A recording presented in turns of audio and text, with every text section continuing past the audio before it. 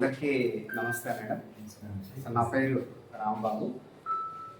మాతృభాష పైన మక్కువతో ఉపాధ్యాయ వృత్తిలోకి వచ్చిన వ్యక్తిని. అయితే తెలుగు భాష అందరికీ చక్కగా అర్థమవుతుందన్నటువంటి ఉద్దేశంతో ఇందాక బయాలజీ క్లాస్ జరిగింది, చాలా చక్కగా అందరు విన్నారు. సో తెలుగు ఇంకా అందరు కూడా వినాలి. ఓకే, చక్కగా ఎలా వినాలి అంటే చాలా సంతోషంగా వినాలి. రైట్ అండి. మాతృభాష అన్నటువంటిది చాలా గొప్పది అన్నటువంటి అంశాన్ని చెబుతూనే మరి ఒక చక్కటి ప్రక్రియను మనం తీసుకున్నాము. నేను ఎంచుకున్నటువంటి పాఠ్యాంశము వలస కూలి. పాఠ్యాంశం పేరేంటండి? వలస కూలి. పాఠ్యభాగా కవి డాక్టర్ ముకురాల రామారెడ్డి గారు. తెలంగాణ మన మహబూబ్ నగర్ జిల్లా ప్రాంతానికి చెందినటువంటి వ్యక్తి కాబట్టి మనం తీసుకున్నది కూడా మన ప్రాంతీయ అభిమానంతో మనము ఈ కవిని మనం ఎంపిక చేసుకోవడం జరిగింది. పాఠ్యాంశము ఏమన్నటువంటి ప్రక్రియకి చెందినది. పాఠ్యాంశము హృదయ శైలి అనే గేయ సంకలనంలో. పాఠ్యాంశం యొక్క ప్రధాన ఉద్దేశం ఏంటంటే వలస కూలీల యొక్క మనోభావాలను తెలపడం పాఠ్యాంశం యొక్క ప్రధాన ఉద్దేశం. వలస కూలీ అన్నటువంటి పదాన్ని మనం వాడుతున్నాం. వలస అంటే ఏంటి?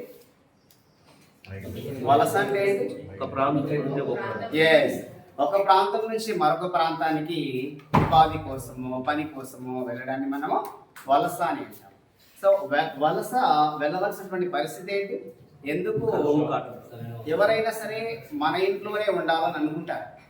ప్రతి ఒక్కరికి ఒక కుటుంబం అనేది ఉంటుంది. కుటుంబం పైన ఒక ఎనలేనటువంటి ప్రేమ ఆప్యాయతలు అటువంటివి ఉంటాయి. భగవంతుడు మనకి ఇచ్చినటువంటి ఒక చక్కటి అనుబంధం కుటుంబం. అయితే కొన్ని సందర్భాలలో మరి కుటుంబాన్ని వదిలివేసి వేరే ప్రాంతానికి వెళ్ళవలసినటువంటి పరిస్థితి అనేటువంటిది వస్తుంది. ఈ రోజుల్లో మనం రాష్ట్రాలు దాటి దేశాలు దాటి వెళ్ళిపోతూ వెళుతున్నాము. కానీ మరి ఏం మిస్ అవుతున్నామో, ఏం కోల్పోతున్నామో కూడా మనము ఒకసారి ఆలోచించాలి.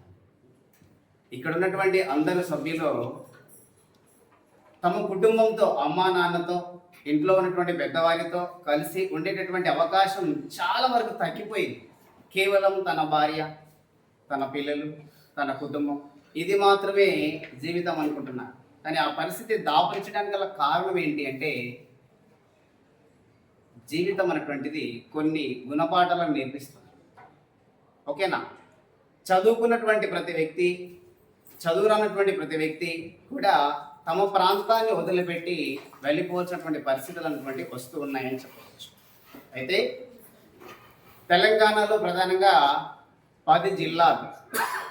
10 జిల్లాలలో మహబూబ్ నగర్ జిల్లా విస్తీర్ణం దృష్ట్యా చాలా చాలా పెద్ద జిల్లా.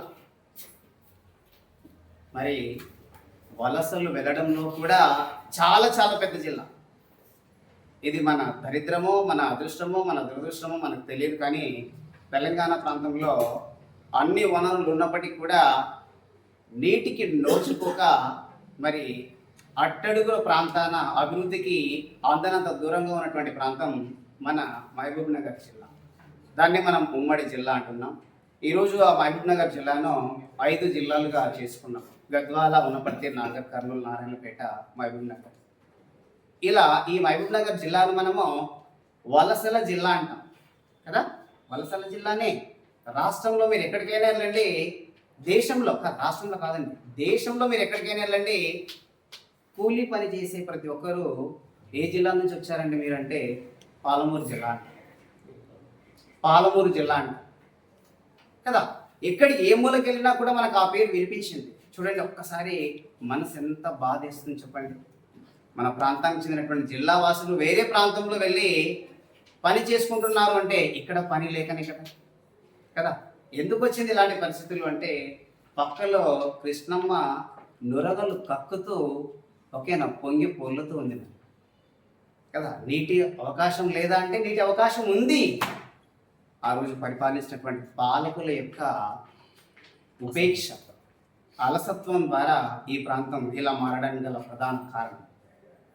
సో మరి కొన్ని ఉద్యమాల ఫలితం, కొన్ని రోజుల తర్వాత వచ్చినటువంటి మార్పు ఫలితం మరి మన పక్కలో ప్రవహిస్తున్నటువంటి కృష్ణా నది పైన ఆనకట్ట ఎగువ ఆనకట్ట, దాన్ని మనం జురాల అంటున్నాం. అది కట్టినప్పటి నుంచి ఈ ప్రాంతం పైరు పంటలతో చక్కగా వలసలు వెళ్లకుండా ఉన్నారన్నటువంటి అంశానికి అయితే మనం చెప్పవచ్చు. సో కారణం ఏంటి అంటే, సో మరి కృష్ణానది పైన ఆనకట్ట లేకపోవడమే ఈ ప్రాంతం నడిగడ్డ మొత్తం వలసల జిల్లాలుగా, వలస ప్రాంతంగా మారిపోవడానికి గల కారణం. అయితే డాక్టర్ ముకురాల రామారెడ్డి గారి యొక్క ఆలోచన ఏంటంటే, 1977 ప్రాంతంలో మహబూబ్ నగర్ జిల్లా ప్రాంతాన్ని కరువు రక్కసి అనేటువంటిది పట్టి పీడించింది, విలయతాండవం చేసింది. భూములున్నా పండించుకోవడానికి నీళ్ళు లేవు, అన్నీ ఉన్నాయి కానీ తినడానికి తిండి ఉండాలి కదా. కుటుంబ భారం ఎవరిపైన ఉంటుంది? కుటుంబ పెద్ద పైన ఉంటుంది. మరి ఆ కుటుంబ పెద్దకు చేయడానికి పని లేదు. తన కుటుంబాన్ని చూసి అసుగులు బాసిపోతున్నాడు పాపం. నా కుటుంబం ఇది అని గర్వంగా చెప్పుకునేటటువంటి అతను కుటుంబాన్ని పోషించేటటువంటి బాధ్యత అతను తీసుకుంటున్నాడు. మరి చేసుకోవడానికి పని లేనప్పుడు ఆ ప్రాంతం నుంచి ఇంకొక ప్రాంతానికి వెళ్ళిపోవాలి కదా. ఆ సందర్భంలో మరి మహబూబ్ నగర్ జిల్లా ప్రాంత వాసులందరూ కూడా దేశంలో ఉన్నటువంటి రకరకాల ప్రాంతాలకు వలసలు వెళ్ళిపోయారు ఉపాధి కోసం. బతుకు జీవుడా అంటూ కుటుంబాన్ని చూసుకుంటూ, ఒకవైపు కుటుంబ భారం, కళ్ళంట నీళ్లు, ఇలా కుటుంబ పెద్ద ఏడిస్తే కుటుంబం అంతా ఏడుస్తుంది అన్నటువంటి ఉద్దేశంతో ఉండలేక వదలలేక వాళ్ళని వదిలిపెట్టేసి అలా పట్టణం వెళ్ళినటువంటి కుటుంబాలు కోకొల్లలుగా ఉన్నాయని కూడా మనం చెప్పవచ్చు. అయితే ప్రధానంగా ముకురాల రామారెడ్డి గారు మహబూబ్ నగర్ జిల్లా ప్రాంతంలో నివసించేటటువంటి జాలరులు, ఎవరిని మనం జాలరి అంటాము? చేపలు పట్టేవారిని మనం జాలరులు అంటాం. మరి జాలరికి ఉన్నటువంటి ఉపాధి ఏంటి? దేని చేసుకుని అతను జీవిస్తాడు? చేపలు పట్టాలి. చేపలు పట్టాలంటే చెరువుల్లో, నదుల్లో నీరుండాలి పుష్కలంగా. మరి వర్షాలంతంత మాత్రమే ఉన్నటువంటి చెరువులన్నీ కూడా ఎండిపోతున్నాయి. అలాంటి సమయంలో మరి ఆ జాలరిగా పిలువబడేటటువంటి ఒక జాలరి లేబరిగా మారాల్సినటువంటి పరిస్థితి వచ్చేసి, మరి అలాంటి నీటి వసతి ఉన్నటువంటి ప్రాంతం ఏది ఉంది మన రాష్ట్రంలో? తూర్పు తీర ప్రాంతం. మొత్తం కూడా తూర్పు తీర ప్రాంతం ఆంధ్ర ప్రాంతానికి వలస వెళ్ళినటువంటి మరి పరిస్థితి వచ్చేసింది. జాలరులందరూ కూడా పొట్ట చేత పట్టుకొని అక్కడికి వెళ్ళినటువంటి సందర్భంలో మరి పని చేసేటటువంటి సందర్భంలో ఏదైనా జరగచ్చు. మనం చూస్తూనే ఉన్నాం. ఓకేనా? భవన నిర్మాణ కార్మికులు పనిచేసిన సందర్భంలో పెద్ద ఎత్తు నుంచి కూడా కింద పడి చనిపోయినటువంటి సందర్భాలు మనం చూస్తున్నాం. మరి జాలరి పరిస్థితి ఏంటి? జాలరి పరిస్థితి ఏంటి?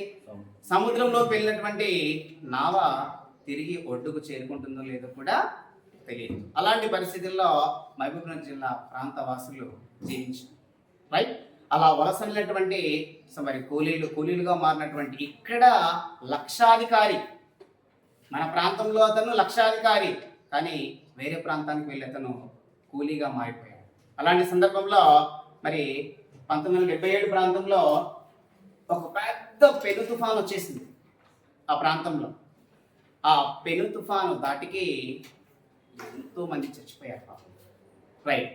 అలా చనిపోయినటువంటి వార్త కుటుంబ సభ్యులకు తెలిసింది. కానీ ఆ చనిపోయిన వారిలో తన వాడు ఉన్నాడో లేదో తెలియదు కదా. మరి ఆ సమయంలో నా కొడుకు ఎప్పుడు వస్తాడని ఎదురు చూస్తున్న తల్లి, నా భర్త ఎప్పుడు వస్తాడా అని ఎదురు చూస్తున్నటువంటి భార్య, మా నాన్న ఎప్పుడు వస్తాడని ఎదురు చూస్తున్నటువంటి పిల్లలు, మరి వాళ్ళ ఆవేదన ఏ విధంగా ఉంటుందో మనం ఒకసారి గమనించవచ్చు. అవి వర్ణనాతీతం, దేనితో కూడా మనం పోల్చలేమని కూడా మనం చెప్పవచ్చు. ఆ బంధాలు ఆ విధంగా ఉంటాయి. మరి అంత కుటుంబ భారాన్ని నెత్తినేసుకొని అలా వేరే ప్రాంతానికి వలస వెళ్ళినటువంటి ఆ సందర్భంలో కవిగా మరి డాక్టర్ ముకురాల రామారెడ్డి గారు నాగర్ కర్నూలు జిల్లాకు చెందినటువంటి వ్యక్తి, ఉమ్మడి జిల్లా ప్రాంతానికి చెందినటువంటి వ్యక్తి. అతను తన కవిత ద్వారా ఆ వలస కూలీల యొక్క మనోభావాలను, ఆ కుటుంబీకులు పడేటటువంటి ఆవేదనను ఎంతో చక్కగా అద్భుతంగా గేయం రూపంలో మనం ముందుంచాడు.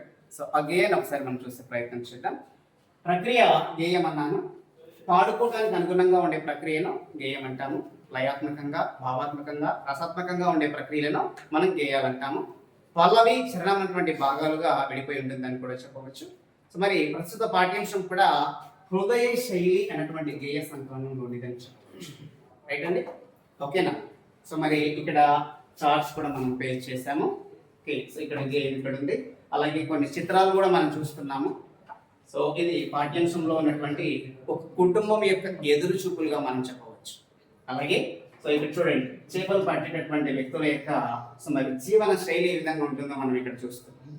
అలాగే మరి మహబూబ్ నగర్ జిల్లా ప్రాంతంలో ఈ కరువు కాటకాలకు సో మరి స్వస్తి చెప్పాలి అన్నటువంటి ఉద్దేశంతో ప్రభుత్వ పెద్దలు సో మరి ఇక్కడ కృష్ణానది పైన జురాల జలాశయం కట్టడం చేత ఈ ప్రాంతం సో మరి కడుపు నిండా భోజనం చేస్తూ 10 మందికి సో మరి భోజనం పెట్టే స్థాయికి వచ్చిందన్నటువంటి అంశాన్ని కూడా మనం గమనించవచ్చు. ఓకే, అలాగే ఉమ్మడి జిల్లాలో ఉన్నటువంటి సో కోయిల సాగరం, అలాగే సరళా సాగరం, ఈ జురాల ప్రాజెక్ట్ ఉన్నటువంటివి ప్రధానంగా నీటి వనరులుగా మనం చెప్పవచ్చు మన జిల్లా. రైట్, ఇవే కొన్ని వేల, కొన్ని వందల, కొన్ని లక్షల ఎకరాలకు సాగు తాగునీటిని అందిస్తున్నటువంటి సో మరి జలాశయాలుగా మనము చెప్పవచ్చు. రైట్ అండి. సో అయితే పాఠ్యాంశం ద్వారా సో గేయ ప్రక్రియను ఒక్కసారి మనం చూసే ప్రయత్నం చేద్దాం. కవి యొక్క